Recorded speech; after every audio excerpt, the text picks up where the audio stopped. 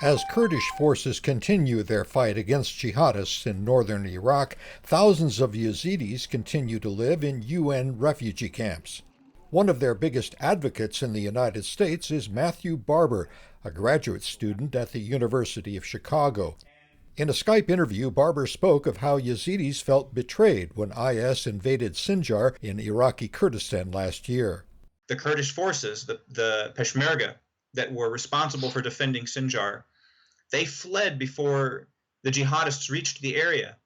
So Yazidis were left vulnerable. They were abandoned by the forces of the government that claims to protect them. Barber says widespread prejudice against Yazidis has not stopped many Kurdish Muslims from displaying goodwill.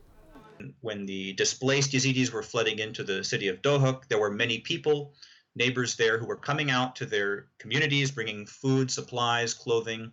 These were Muslims coming to visit Yazidis.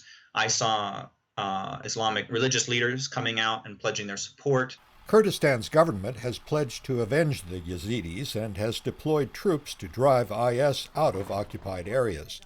Many Yazidis say they would like to leave Iraq and live in Europe or the United States, but Barber says this would be a loss for the land they leave. It may mean the disappearance of an important element of the diversity of the region. Yazidi immigrants in the United States and elsewhere are trying to build communities and preserve traditions, but Barber says they leave important things behind. The Yazidis have traditional holy places and shrines, and if they leave the region, they migrate out of Iraq, it does irreparable damage to their tradition.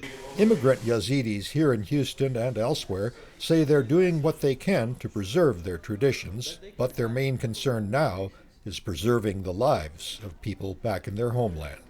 Greg Flakus, VOA News, Houston.